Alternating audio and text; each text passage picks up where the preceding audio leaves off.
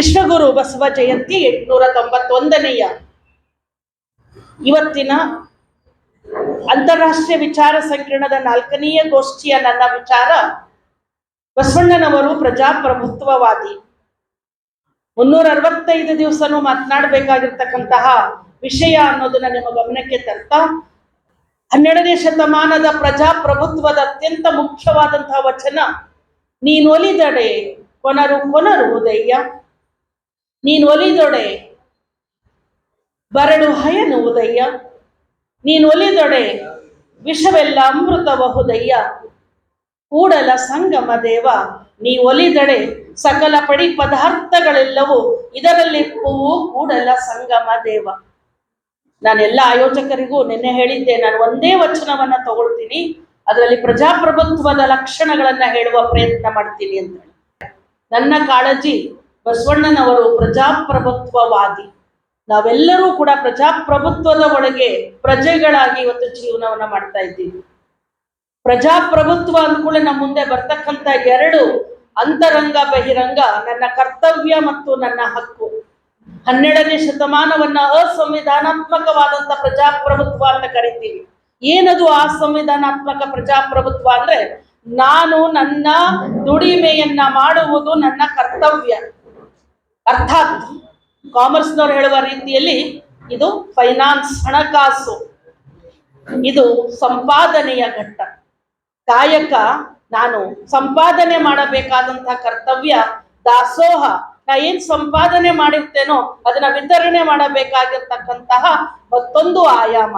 ಇವತ್ತು ನಿಮ್ಮ ಎಲ್ಲ ಕಾರ್ಪೊರೇಟ್ ಸಂಸ್ಥೆಗಳು, ನಿಮ್ಮ ಹಣಕಾಸು ಸಂಸ್ಥೆಗಳು, ನಿಮ್ಮ ಆರ್ಥಿಕ ವ್ಯವಸ್ಥೆಗಳು ಕೂಡ ಮಾಡ್ತಾ ಇರೋದೇನು ಅಂದ್ರೆ ಕಾಯಕ ಮತ್ತು ದಾಸೋಹದ ಅಂಶಗಳನ್ನ ಹೇಳ್ತಾ ಇದೆ. ಸಂಪಾದನೆ ಮಾಡುವುದು ಹೇಗೆ ಮತ್ತು ವಿತರಣೆಯನ್ನ ಮಾಡುವುದು ಹೇಗೆ. ಹಾಗಾಗಿಯೇ ವಿಶ್ವಗುರು ಬಸವಣ್ಣನವರನ್ನ ಅಸಂವಿಧಾನಾತ್ಮಕವಾದಂತಹ ಪ್ರಜಾಪ್ರಭುತ್ವವಾದಿ ಅಂತ ಕರಿತೀವಿ. ಹಾಗಾದ್ರೆ ಆಧುನಿಕ ಪ್ರಜಾಪ್ರಭುತ್ವದ ಲಕ್ಷಣ ಮತ್ತು ಸ್ವರೂಪಗಳನ್ನ ಹೇಗೆ ನೀವು ವಚನಕ್ಕೆ ನೀವು ಅನ್ವಯ ಮಾಡ್ತೀರಿ ಅಂದ್ರೆ, ಎಲ್ಲೂ ನಾನು ಅನ್ವಯ ಮಾಡಲ್ಲ. ಪ್ರತಿ ಒಂದು ವಚನವೂ ಕೂಡ ಹೇಳ್ತಕ್ಕಂಥದ್ದು ನನ್ನ ಹಕ್ಕನ್ನ ನಾನು ಯಾವ ರೀತಿ ಪಡ್ಕೋಬೇಕು, ನಾನು ಚಲಾಯಿಸ್ಬೇಕಾಗಿರ್ತಕ್ಕಂಥ ಹಕ್ಕಿಗೆ ನನ್ನ ಒಳಗಡೆ ಒಂದು ಸಂಸ್ಕೃತಿ ಇರಬೇಕು, ಅದು ಕರ್ತವ್ಯ ಅಂತ ಹೇಳಿ. ಕಲಬೇಡ ಕೊಲಬೇಡ ಹುಸಿಯ ನುಡಿಯಲು ಬೇಡ ಅಂತಕ್ಕಂಥ ದೀರ್ಘವಾದಂತ 7 ಸೂಕ್ತಿಗಳೇ ನಮ್ಮ ಕರ್ತವ್ಯ ಮತ್ತು ಹಕ್ಕು. ಅದನ್ನ ಪ್ರಜಾಪ್ರಭುತ್ವ ಅಂತ ನಾನು ಪರಿಗಣಿಸಿದ್ದೀನಿ. ಯಾವುದನ್ನ ಡಾಕ್ಟರ್ B.R. ಅಂಬೇಡ್ಕರ್ ಅವರು ತಮ್ಮದೇ ಆದಂತಹ ಸಂವಿಧಾನಬದ್ಧವಾದಂತಹ ಲಕ್ಷಣಗಳನ್ನ ಕೊಟ್ಟಿದ್ದಾರೋ, ವಿಧಿಗಳಲ್ಲಿ ಕಲಂಗಳಲ್ಲಿ, ಅದನ್ನ ವಚನಗಳಲ್ಲಿ ಕೊಟ್ಟಿರ್ತಕ್ಕಂಥದ್ದು ಬಸವಣ್ಣನವರು. ಜಗದಗಲ ಮುಗಿಲಗಲ ಮಿಗೆಯಗಲ ನಿಮ್ಮಗಲ, ಬ್ರಹ್ಮಾಂಡದಿಂದ ತತ್ತ ಶ್ರೀ ಮುಕುಟ, ಪಾತಾಳದಿಂದ ತತ್ತ ಶ್ರೀ ಚರಣ, ಅಗಮ್ಯ ಅಗೋಚರ ಅಪ್ರತಿಮ ಲಿಂಗವೇ ಎನ್ನ ಕರಸ್ಥಳಕ್ಕೆ ಬಂದು ಚುಳುಕಾದಿರಯ್ಯ, ಕೂಡಲ ಸಂಗಮ ದೇವ ಅನ್ನೋದ್ರಲ್ಲಿ ಇಡೀ ಪ್ರಪಂಚ ಅಂತಕ್ಕಂಥದ್ದು ಒಂದು ಪ್ರಭುತ್ವ. ಎನ್ನ ಕರಸ್ಥಳಕ್ಕೆ ಬಂದು ಚುಳುಕಾದಿರಯ್ಯ ಅನ್ನೋದು ನನ್ನ ಪ್ರಜೆಯ ಲಕ್ಷಣಗಳು. ಯಾವ ಸಂಸ್ಕೃತಿ, ಯಾವ ನಾಗರಿಕತೆಯ ಜೋಡಣೆಯಲ್ಲಿ ನನ್ನ ವ್ಯಕ್ತಿತ್ವವನ್ನ ಬಹಿರಂಗ ಪಡಿಸ್ತೇನೋ ಅದು ಪ್ರಜೆ ಅಂತ ನಾನು ಅನ್ಕೊಂಡಿದ್ದೀನಿ. ಇಂಗ್ಲಿಷ್ ನಲ್ಲಿ ಏನು ಸಿಟಿಸನ್ ಅಂತ ಕರಿತೀರೋ, ಕನ್ನಡದಲ್ಲಿ ಅದು ಪ್ರಜೆ. ಅದನ್ನ ಇನ್ನೂ ವಿಸ್ತರಿಸ್ಕೊಳ್ತಾ ಹೋದ್ರೆ ನನ್ನ ಸಂಸ್ಕೃತಿ, ನನ್ನ ನಾಗರಿಕತೆಯ ಅನಾವರಣೆಯ ಪ್ರಜೆ. ವಸುಂಧರ ಅವರು ತುಂಬಾ ಚೆನ್ನಾಗಿ ಹೇಳಿದ್ರು. ಅವರು ಬಟ್ಟೆ ನನ್ನ ನಾಗರಿಕತೆ ಆದ್ರೆ ಬಟ್ಟೆಯನ್ನ ಸ್ವಚ್ಛವಾಗಿ ನಾನು ಮಡ್ಚಿಡ್ತೀನಿ ಅಂತಕ್ಕಂಥದ್ದು ನನ್ನ ಸಂಸ್ಕೃತಿ. ಅನ್ನ ನಾಗರಿಕತೆ ಆದ್ರೆ ಅನ್ನವನ್ನ ಬಡಿಸೋದು ನನ್ನ ಸಂಸ್ಕೃತಿ. ನೀರು ನಾಗರಿಕತೆ ಆದ್ರೆ ನೀರನ್ನ ಹೇಗೆ ನಾನು ಸೇವಿಸ್ತೀನಿ ಅನ್ನೋದು ಸಂಸ್ಕೃತಿ. ಸಭೆಯನ್ನ ಮಾಡ್ತೀನಿ ಅಂತಕ್ಕಂಥದ್ದು ನಾಗರಿಕತೆ, ಸಭೆಯಲ್ಲಿ ಹೇಗೆ ಮಾತಾಡ್ತೀನಿ ಅನ್ನೋದು ಸಂಸ್ಕೃತಿ. ಹೇಗೆ ವಿಶ್ವಗುರು ಬಸವಣ್ಣನವರ ಪೂಜೆಯನ್ನ ಮಾಡ್ತೀನಿ ಅಂತಕ್ಕಂಥದ್ದು ಸಂಸ್ಕೃತಿ. ಅವರ ವಿಚಾರವನ್ನ ಕುರಿತು ಶರಣ ಬಂಧುಗಳಿಗೆ ಮನಮುಟ್ಟಿಸ್ತೀನಿ ಅಂತಕ್ಕಂಥದ್ದು ನಾಗರಿಕತೆ. ಇದು ಪ್ರಜೆಯ ನಿಜವಾದಂತಹ ಸ್ವರೂಪ ಮತ್ತು ಲಕ್ಷಣ. ನೀನೊಲಿದೊಡೆ ಕೊರಡು ಕೊನರುವುದಯ್ಯ, ನೀನು ನೀನು ನೀನು ನೀನು ನನ್ನ ಒಳಗಡೆ ಇರ್ತಕ್ಕಂಥ ನನ್ನ ಆತ್ಮ, ನೀನು ನೀನು ನೀನು ನನ್ನ ಒಳಗಡೆ ಇರ್ತಕ್ಕಂಥ ಸಚ್ಚಾರಿತ್ರ್ಯ, ನೀನು ನೀನು ನೀನು ನಾನು ನಡೆ ನುಡಿ ತತ್ವದ ಮೂಲಕ ಇರಬೇಕಾದಂತ ನನ್ನ ವ್ಯಕ್ತಿತ್ವ. ನೀನು ಒಲಿದೊಡೆ ಕೊರಡು ಕೊನರುವುದಯ್ಯ, ನನ್ನ ಒಳಗಡೆಯ ಸತ್ಯ ಶ್ರದ್ಧೆ ನಿಷ್ಠೆ ಆಕಾಂಕ್ಷೆಗಳು ಒಲಿದರೆ ಮಾತ್ರ ಬರಡಾದಂತಹ ಒಂದು ಕೊರಡು ಕೂಡ ಕೊನರುತ್ತದೆ. ಅದು ಪ್ರಜಾಪ್ರಭುತ್ವ. ನೀ ಒಲಿದೊಡೆ ಬರಡು ಹಯನುವುದಯ್ಯ. ನನ್ನ ಒಳಗಡೆ ಇರ್ತಕ್ಕಂಥ ಸತ್ಯ, ನಿಷ್ಠೆ, ಪ್ರಾಮಾಣಿಕತೆ, ನನ್ನ ಒಳಗಡೆ ಇರ್ತಕ್ಕಂಥ ನನ್ನದೇ ಆದಂತ ಸ್ತನ, ಸ್ತ್ರೀತನ ನಿಜವಾದಂತಹ ಅನಾವರಣವನ್ನ ಮಾಡಿದಾಗ ಮಾತ್ರ, ಸಚ್ಚಾರಿತ್ರ್ಯದಿಂದ ಅನಾವರಣ ಮಾಡಿದಾಗ ಮಾತ್ರ ಬರಡು ಹಯನುವುದಯ್ಯ. ಹೋಗಿರ್ತಕ್ಕಂಥ ಬರಡಾದಂತ ಒಂದು ಹಸುವು ಕೂಡ ಹಾಲನ್ನ ಕೊಡ್ತಾ ಹೋಗುತ್ತೆ. ಅದು ಪ್ರಜಾಪ್ರಭುತ್ವ. ನೀ ಒಲಿದಡೆ ವಿಷವು ಅಮೃತವಯ್ಯ ಅಂತ ಹೇಳಿದಾಗ ನನ್ನ ಮಾತು, ನನ್ನ ನಿಷ್ಠೆ, ನನ್ನ ನಡೆ, ನನ್ನ ನುಡಿ, ನಾನಿರ್ತಕ್ಕಂಥ ಅಂತರಂಗ, ನಾನಿರ್ತಕ್ಕಂಥ ಬಹಿರಂಗ, ನಾನು ನಿಂತ ಈ ನೆಲ, ನಾನು ಯಾವುದಕ್ಕಾಗಿ ತಲೆಬಾಗಬೇಕಾಗಿದೆಯೋ ಆ ಪ್ರಭುತ್ವದ ಒಳಗಡೆ ಇರುವುದೆಲ್ಲವೂ ವಿಷ.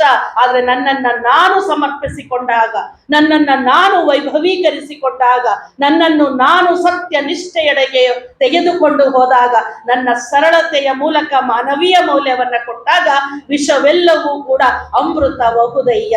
ಇದು ಪ್ರಜಾಪ್ರಭುತ್ವ.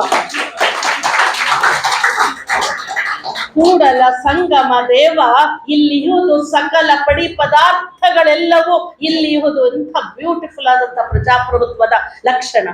ನೀನ್ ಯಾವ ಕರ್ತವ್ಯ ಅಂತೀಯೋ, ಯಾವ ಹಕ್ಕು ಅಂತೀಯೋ, ಯಾವ್ದು ವಿಧಿಗಳು ಅಂತ ಕರಿತೀಯೋ, ಯಾವ ನ್ಯಾಯಾಂಗ ಅಂತ ಕರಿತೀಯೋ, ಯಾವ ಶಾಸಕಾಂಗ ಅಂತ ಕರಿತೀಯೋ, ಯಾವುದನ್ನ ನಿಜವಾದಂತಹ ಕಾರ್ಯಾಂಗ ಅಂತ ಕರಿತೀಯೋ, ಅವೆಲ್ಲವೂ ಕೂಡ ನನ್ನ ದೇಹವೇ.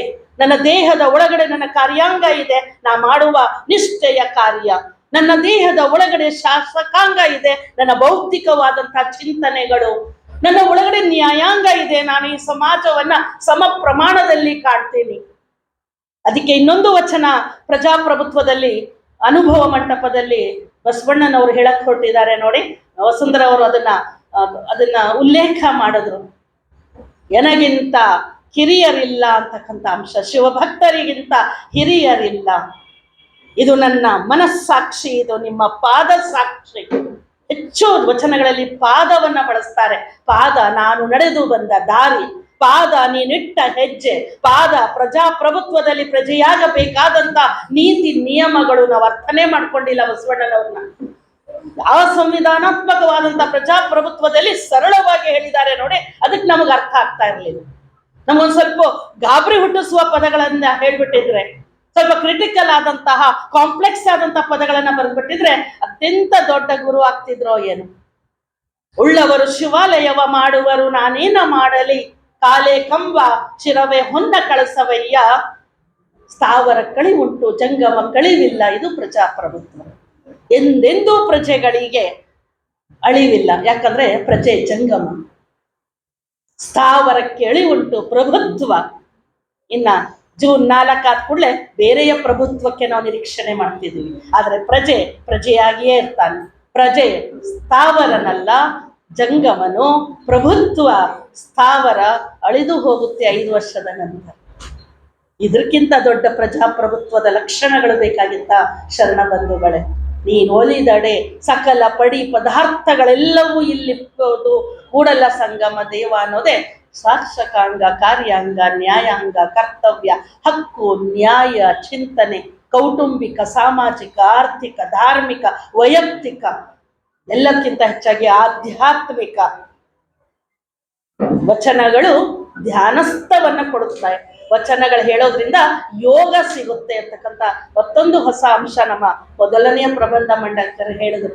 ವಚನ ಹೇಳಿದ ಕೂಡಲೇ ನಮಗೆ ಗೊತ್ತಿರಲಾರದೆ ದೇಹವೇ ದೇಗುಲವಾಗುತ್ತೆ. ಆ ದೇಹವೇ ದೇಗುಲವೇ ನಿಜವಾದಂತಹ ಪ್ರಜೆಯೊಬ್ಬನು ಪ್ರಭುತ್ವವನ್ನ ಕಾಣಬೇಕಾಗಿರ್ತಕ್ಕಂಥ ಅಂಶ ಅಂತ ಹೇಳ್ತಾ